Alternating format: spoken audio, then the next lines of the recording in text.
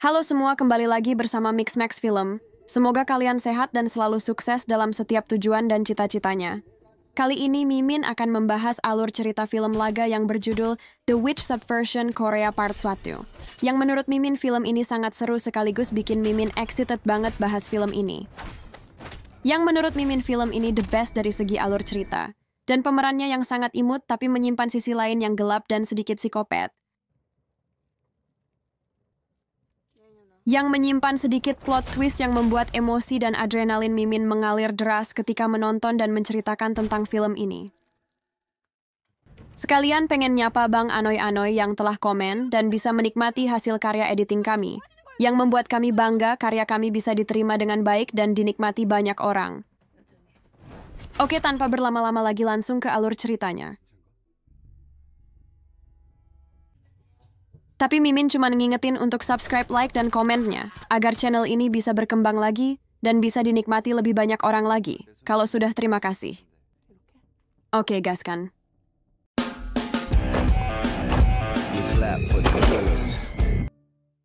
Cerita dimulai dengan mengisahkan sebuah organisasi dan kelompok peneliti dan ilmuwan yang melakukan sebuah eksperimen dengan anak di bawah umur yang diberikan kemampuan unik dan sangat menakutkan dengan tujuan tertentu.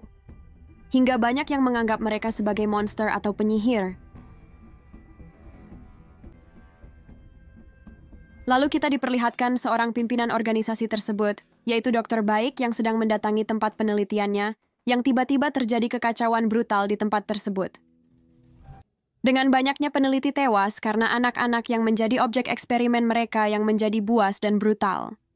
Sifat liar tersebut disebabkan oleh sel-sel yang ditanam dalam tubuh mereka, melalui suntikan beberapa serum yang mereka ciptakan sendiri, yang menjadikan mereka sangat mengerikan dan berbahaya bagi orang normal.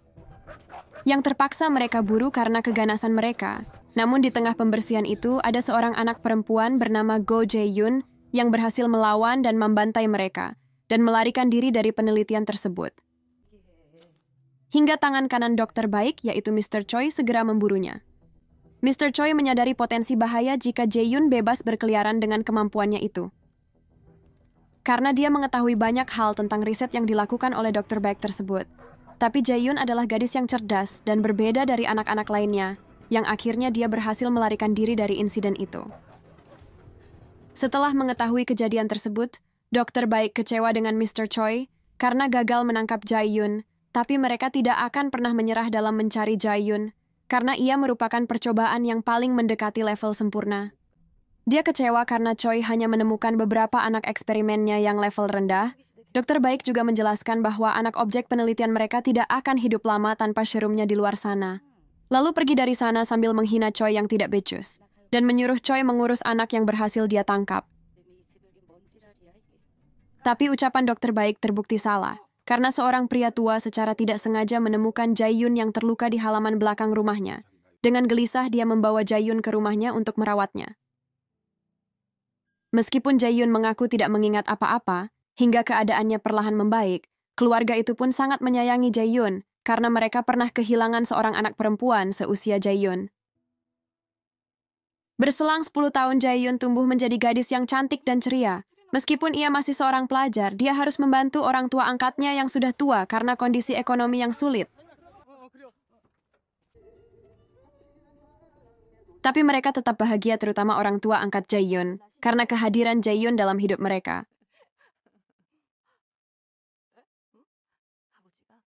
Seiring berjalannya waktu, Jae-yoon mulai merasakan sakit luar biasa pada kepalanya, efek serum yang pernah ditanamkan ke tubuhnya. Dia mulai mencari cara untuk menyembuhkan penyakitnya yang sebenarnya hanya bisa diatasi oleh Dokter Baik. Hingga berikutnya, ketika pergi ke sekolah dengan temannya yang bernama Myung-hee, Jae-yoon tidak sengaja melihat iklan pertunjukan bakat yang menawarkan hadiah uang bagi pemenangnya. Myung-hee pun memaksa Jae-yoon untuk mengikutinya, dan Jae-yoon pun setuju karena hadiahnya dapat membantu keuangan orang tua angkatnya. Hingga di acara pertunjukan Jae-yoon tampil menyanyi dengan sangat bagus, dan keputusan juri pun mengundangnya ke babak berikutnya, dan orang tua angkatnya merasa bangga melihatnya tampil di televisi. Myung-hee pun langsung mengabarkan kepada semua orang tentang kabar baik itu. Tapi di tengah penampilannya, Jae-yun tidak sengaja memperlihatkan kemampuan lainnya yang unik. Meskipun orang tuanya mengetahui tentang kemampuannya, mereka khawatir tentang dampaknya pada masa depan Jae-yun. Hingga yang dikhawatirkan kedua orang tuanya itu terjadi ketika Mr. Choi tangan kanan dokter baik mengetahui keberadaan Jae-yun dengan menelpon dan mengecek alamat rumah Jae-yun dan sudah berada di sana. Ternyata organisasi dokter baik mengetahui keberadaan Jae-yun karena Jae-yun menunjukkan kemampuan telekinesisnya pada saat audisi pencarian bakat itu. Hingga menarik perhatian semua orang, terutama dokter baik dan tangan kanannya, yaitu Mr. Choi. Selama perjalanan menuju ke semifinal, Jae-yun tidak merasa khawatir tentang konsekuensi dari kemampuannya. Di tengah percakapan yang lucu antara Jae-yun dan Myung-hee, muncul sosok pria tampan yang tidak dikenal bernama Nobelman.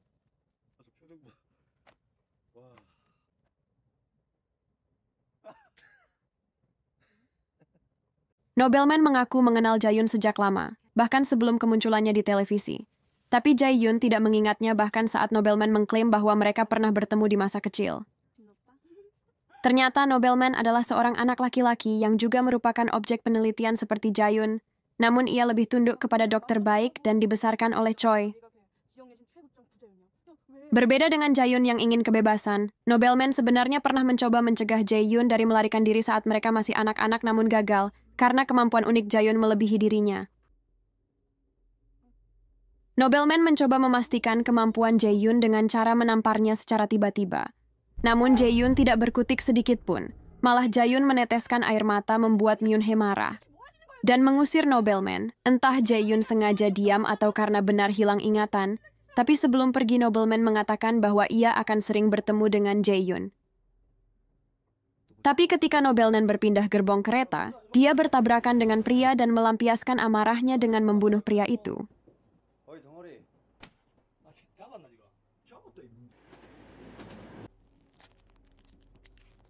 Dan dengan santainya membuang mayatnya di luar gerbong itu.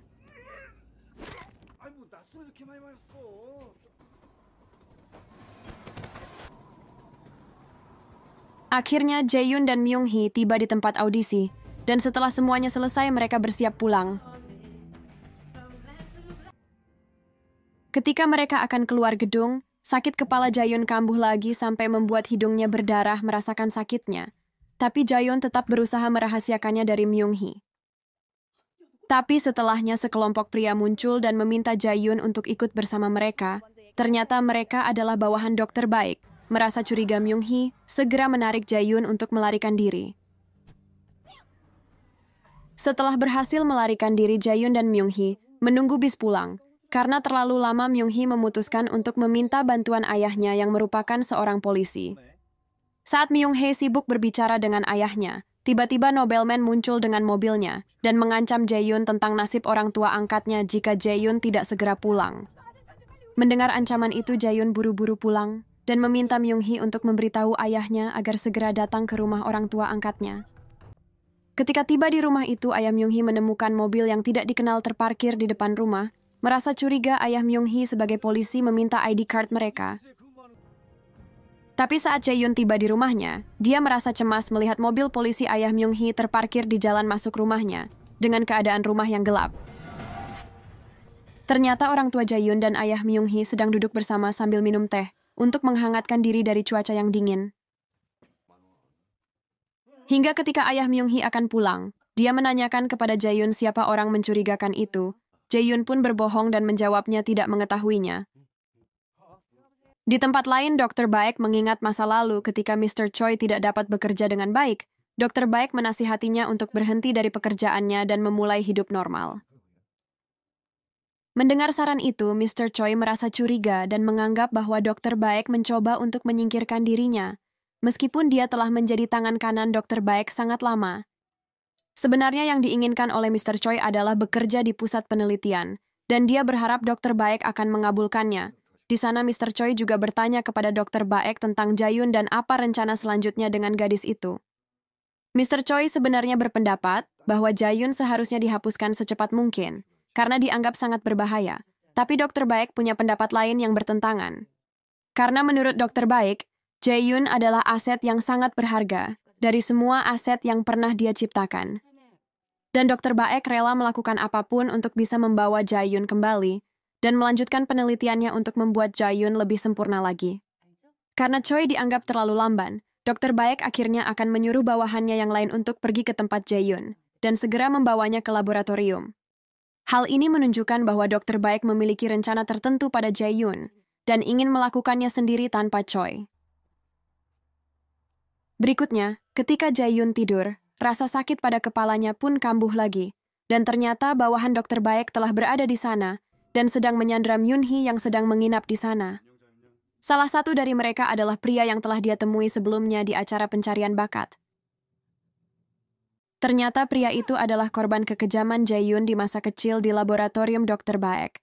Meskipun Jae-yun masih kecil waktu itu, dan saat ini Jae-yun kehilangan ingatannya, pria itu tetap mengancam Jae-yun dengan cara mengancam Myung-hee. Merasa terdesak melihat temannya diancam, tiba-tiba Jae-yun dengan brutal menunjukkan bahwa meskipun dia tidak sepenuhnya mengingat masa lalunya, dia tetap memiliki kemampuan untuk melindungi dirinya dan orang yang dicintainya dari ancaman.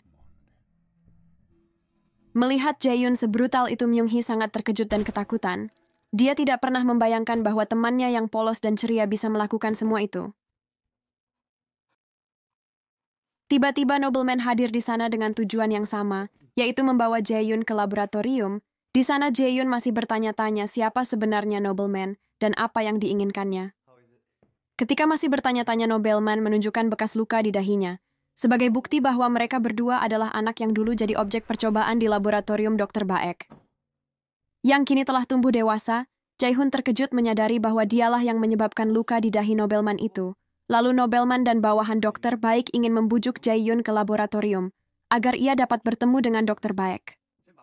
Karena Jae-yun merupakan aset berharga bagi Dr. Baek, meskipun Jae-yun tidak ingin menuruti mereka, dia terpaksa melakukannya, karena khawatir akan keselamatan orang tua angkatnya. Jae-yun terpaksa mengikuti keinginan mereka untuk melindungi orang tua yang telah merawatnya. Dengan perasaan sedih, Jae-yun pun meninggalkan keluarga itu dan pergi dari sana. Sesampainya di laboratorium, Jae-yun dibawa ke sebuah ruangan. Di sana dia diikat dan dijaga oleh bawahan Dr. Baek yang juga memiliki kemampuan khusus. Dr. Baek akhirnya berbicara dengan Jae-yun yang berada di seberang ruangan itu.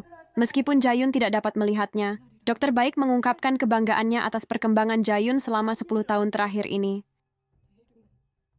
Meskipun Jae-yun masih belum sepenuhnya mengerti maksud dari situasi itu karena dia mengalami amnesia, untuk mengembalikan ingatan masa lalunya, Dr. Baek menyuruh bawahannya untuk menyuntikkan sesuatu ke dalam tubuh Jae-yun. Dalam hitungan detik, Jae-yun pun mulai mengingat masa lalunya, di mana dia dan anak-anak lainnya digunakan sebagai bahan eksperimen. Dr. Baek tertarik pada Jae-yun karena dia dianggap sebagai aset dengan level yang sempurna. Tapi ketika Jae-yun mengingat semua, dia merasa tidak terima atas penderitaan yang ia alami selama ini. Terutama percobaan pembunuhan yang hampir membuatnya menjadi monster, yang menghabisi serigala buas yang sengaja untuk mengganggunya bahkan bisa membunuhnya.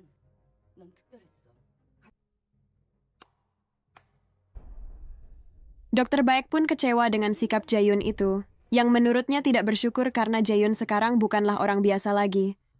Tapi Jae-yun merasa lemah dari efek kemampuannya itu, terutama ketika ia merasakan sakit kepala yang hebat karena kekuatan itu. Mengetahui masalah itu, Dr. Baek pun memberikan solusi, dengan cara menyuntikkan serum lain yang dapat menyembuhkan rasa sakitnya. Yang membuat nobleman dan yang lain semakin iri padanya dan pergi dari sana. Hingga setelahnya terungkaplah kejutan sebenarnya. Kejeniusan Jae-yun sejak kecil hingga sekarang membuat Dr. Baek tertipu. Ternyata Jae-yun telah memiliki rencana melarikan diri sejak kecil ketika ia dikurung. Rencana Jae-yun dimulai saat ia menemukan foto orang tua di sebuah buku tentang keluarga sederhana yang kehilangan anak perempuannya. Dan itulah keluarga yang telah merawatnya selama ini. Dan dia yakin bahwa jika dia tidak sengaja ditemukan oleh mereka, kedua orang tua itu akan selalu menjaga dan mencintainya layaknya anak mereka sendiri. Karena itu Jae-yun berencana untuk tinggal dan bersembunyi di sana dan semua itu berhasil. Hingga ketika dewasa, Jae-yun terus mengalami sakit kepala dan sengaja menggunakan ajang pencarian bakat untuk mengundang Dokter Baek menjemputnya untuk serum yang disuntikan tadi. Yang intinya selama ini Jae-yun lah yang mencari Dokter Baek. Dengan cara ini penderitaan yang dialaminya selama ini akan menghilang dan lebih baik sesuai rencananya. Sekaligus untuk membalas dendam atas perlakuan Dokter Baek kepadanya selama ini. Ketika Dokter Baek terkejut, tiba-tiba kemampuan Jae-yun meningkat secara drastis dan menumpahkan amarahnya pada orang yang ada di sana.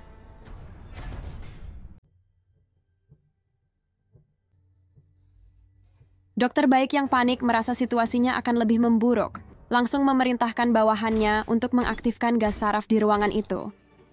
Tapi Jae-yun dengan santai menatap kaca di ruangannya seakan dia dapat melihat wajah Dokter Baek di balik kaca itu. Setelah gas itu diaktifkan, Jae-yun yang cerdik melewati atap di atasnya untuk menuju ruangan Dokter Baek berada. Tapi dengan liciknya Dokter Baek pura-pura bingung dan bertanya, bukankah Jae-yun hilang ingatan untuk merayu Jae-yun? Untuk menutupi ketakutannya, Dokter Baek bertingkah seolah-olah bangga akan ciptaannya, tapi Jae-yun tidak peduli dengan semua itu. Dan malah menembak kaki Dokter Baek. Di sisi lain, nobleman yang merasa dipermainkan oleh Jae-yun kembali untuk menghabisinya, karena kehadiran Jae-yun selalu jadi prioritas di antara mereka. Tapi di tengah perjalanan, Mr. Choi datang bersama anggota barunya untuk menghabisi semua anak eksperimen Dr. Baek. Tapi anggota Mr. Choi tidak sanggup melawan manusia tidak biasa seperti mereka, sedangkan Mr. Choi lebih fokus untuk mencari Jae-yun terlebih dulu. Dan pertarungan mereka pun terjadi.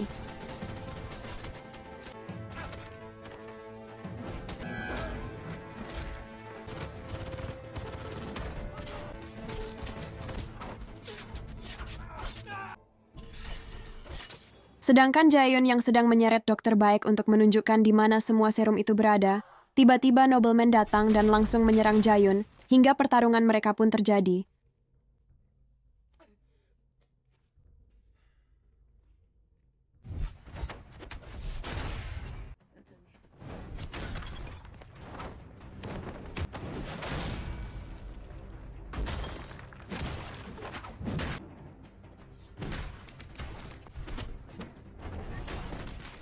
Hingga di tengah pertarungan Jae-yun mengambil pistol untuk menembak kaki Dokter Baek yang mencoba kabur. Dan akan mengakhiri hidup nobleman, tiba-tiba Mr. Choi menembaknya. Tapi Dokter Baek melarang Choi membunuh Jae-yun, karena dia adalah asetnya yang berharga. Mendengar itu teman nobleman yang berada di sana kesal dan ingin membunuh Dokter Baek. Namun Choi malah menembak mereka berdua untuk mengungkapkan kebenciannya pada mereka. Hingga ketika berbalik Jae-yun sudah berada di belakangnya dan langsung menghajar dan menghabisinya.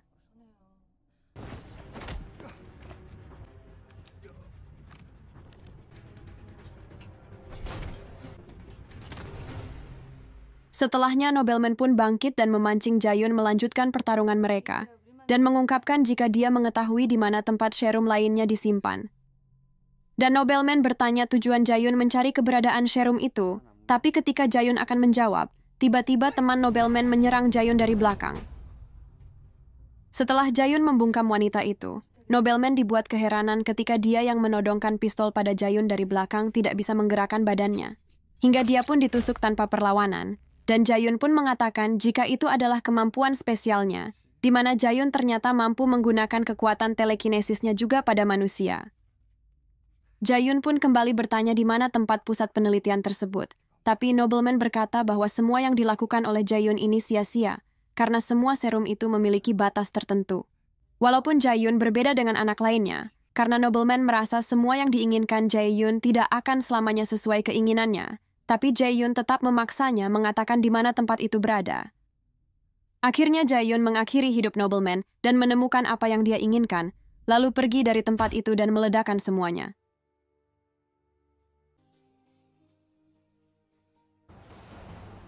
Hingga ketika Jae-yun kembali ke rumah, dia disambut oleh banyak polisi, karena ketika dia pergi Jae-yun telah menewaskan 5 anak buah Dokter Baek di sana. Ketika sampai di rumah sakit, Jae-yoon berusaha memberikan serum itu kepada ibunya untuk mengobati penyakitnya, tapi si ayah menolaknya dengan tegas. Hingga ketika Jae-yoon akan pergi dari ruangan itu, ayahnya bercerita bahwa ketika ia mengadopsi Jae-yoon banyak hewan peliharaan dan anjing-anjingnya yang mati secara tiba-tiba. Sebenarnya ayahnya tahu bahwa itu semua perbuatan Jae-yoon, yang membuatnya merasa takut, mengira bahwa mereka sedang membesarkan seorang monster. Tapi sang ibu menenangkan ayahnya dan mengatakan bahwa Jae-yoon adalah anak yang dianugerahkan pada mereka dan harus menerimanya dengan sepenuh hati. Meski mereka hanya orang tua angkat, mereka sangat menyayangi Jae-yoon dan berharap Jae-yoon akan menjadi gadis yang penuh kasih sayang. Mendengar itu, Jae-yoon merasa beruntung memiliki dua orang yang peduli padanya, meskipun ia bukan manusia normal. Ketika dia pergi, orang tua angkatnya berpesan untuk menjaga dirinya dengan baik, karena mereka sangat menyayangi Jae-yoon. Sekalian, Jae-yoon menyempatkan diri mengucapkan salam perpisahan pada Myung-hee. 3 bulan kemudian, Shin menunjukkan seorang perempuan yang berprofesi sebagai seniman, di mana ia memiliki wajah yang sama dengan Dr. Baek, yang tidak lain adalah saudara kembarnya. Secara mengejutkan, dia didatangi Go Jae-yoon, karena dia tahu banyak tentang penelitian saudari kembarnya itu dan mengenal Jae-yoon. Karena Dr. Baek pernah bercerita tentangnya, kedatangan Jae-yoon ke sana untuk meminta bagaimana caranya mendapatkan serum yang memiliki sifat permanen, karena saudari Dr. Baek adalah satu-satunya kunci dari tujuan Jae-yoon itu. Ketika Jae-yoon meminta informasi itu kepadanya, tiba-tiba muncul seorang gadis yang tidak biasa, sama seperti Jae-yoon yang sepertinya mempunyai kemampuan khusus, dan mirip dengan teman nobleman dan penuh luka pada wajahnya. Dan film The Witch Subversion Part 1 pun selesai. Oke guys, terima kasih udah mampir di channel Mixmax Film. Mimin sedang berusaha nyari part 2-nya, karena Mimin merasa film ini sangat seru dan penuh kejutan. Untuk itu, jangan lupa subscribe, like, dan komen, agar ketika Mimin dapat updatean sequel keduanya, kita bisa menontonnya di channel yang baru ini, yang bertekad untuk menyajikan alur cerita film dengan taste dan feel yang berbeda. Kalau sudah, Mimin ucapkan beribu-ribu terima kasih. Jangan lupa like, komen, dan subscribe, dan tunggu video kita selanjutnya. Bye-bye!